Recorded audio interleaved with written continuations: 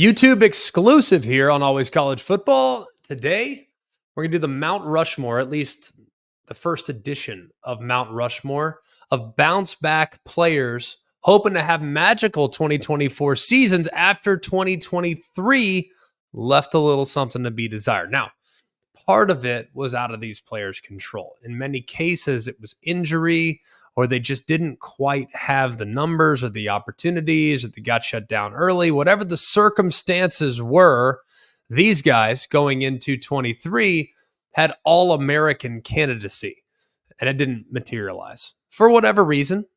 In some cases, guys were still super impactful, but they weren't impactful throughout 12 games of the year, and or 13 or 14, or in some cases 15. So we put together a list of 4 players, our first edition of this, that are hoping to have big years in 24 that didn't have what they wanted last season. Let's start with Cam Rising, probably the most obvious example of a game changer, and how, I guess in some ways you could say program changer, because if you look at just the offense in general last year for Utah, and with all due respect to Bryson Barnes and the quarterback by committee approach that they used with moderate success, it was always ups and downs.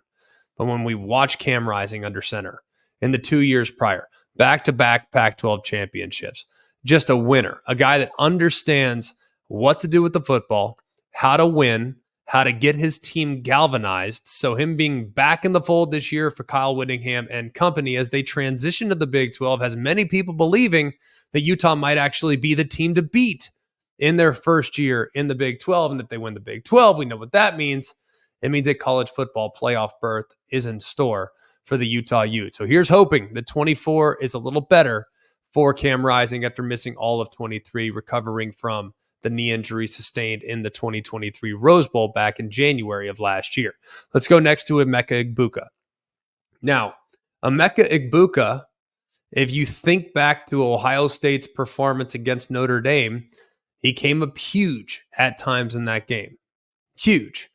Now, when we thought about Emeka Egbuka, we thought that he was going to be not necessarily Batman to Marvin Harrison's Robin, but at the very worst, comparable alongside Marvin Harrison. Marvin Harrison is Batman. That's understood.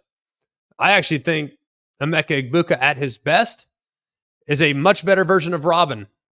And I think he now can shoulder the load with some new faces at wide receiver. They're going to be crazy talented. They always are. It's Ohio State, for crying out loud.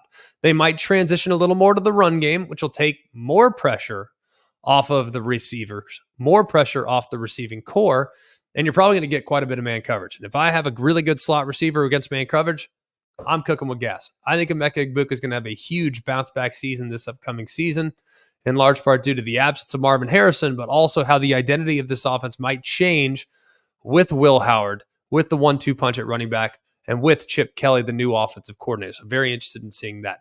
Next up is Jaylen Daniels. Not Jayden Daniels, not the guy that won the Heisman last year. Jaylen Daniels, a guy that after 4 games, the quarterback for Kansas was shut down with back injury. Thought he was getting ready to start. I was actually preparing to call that game against the Texas Longhorns. We actually met with Jaylen Daniels the night before the game. No indicator that he wasn't going to be available. Ultimately, he wasn't, but we didn't see him the rest of the year. And what a loss for college football that was. When Jaylen Daniels is on his game, few players in the sport are as exciting and as much watch as him. He's a tremendous athlete. And I think if you watched, granted, the games that he played last year weren't always against top-tier competition, but he played against BYU and he played against Illinois. And Illinois had a pretty good defense, but he chopped them up from start to finish in that game. Accurate throws, back shoulder throws, and still displaying the playmaking ability that made him special early in his career. Anxious to see what he can do, and hopefully he'll be at 100%, fully recovered from the back injury that sidelined him for a vast majority of 2023. Last one. And I think when you look at this one, it's still kind of difficult for me to understand how his playing time, how the quality of his performance diminished as much as it was. But if you look at just how we discussed Rocket Sanders going into last year, you would have that Rocket Sanders is poised for a massive season. Because if you look at what he did back in 2022, it was ridiculous. The guy went for nearly 1,500 yards in 2022. Last year, just 62 carries, was banged up throughout the season, just 209 yards. It just never really materialized. So looking at how Rocket Sanders is now getting a fresh start, things are hopefully going to look better for him. And I'm optimistic that the offense might just run through him. If you look at how things might go for them this upcoming season, he now is going to be at South Carolina. And I think when you look at just how this offense could be situated, I can't imagine a scenario where they're not handing it to him 20, 25, maybe 30 times a game. I mean, still questions at quarterback, some questions still at wide receiver, questions on the defensive side. South Carolina might have the most question marks just about anybody in the SEC, but they have one thing that's for certain. And if they have a healthy Rocket Sanders, they could be poised to be a run-first outfit that could be difficult to handle, especially if they can shrink the game and shorten the game by playing keep away and just milking the clock 5, 6, 7 yards in the cloud of dust every time they snap the ball. So Rocket Sanders, after an injury-plagued and disappointing 2023, hopefully he bounces back in a big way for the Gamecocks here in 24.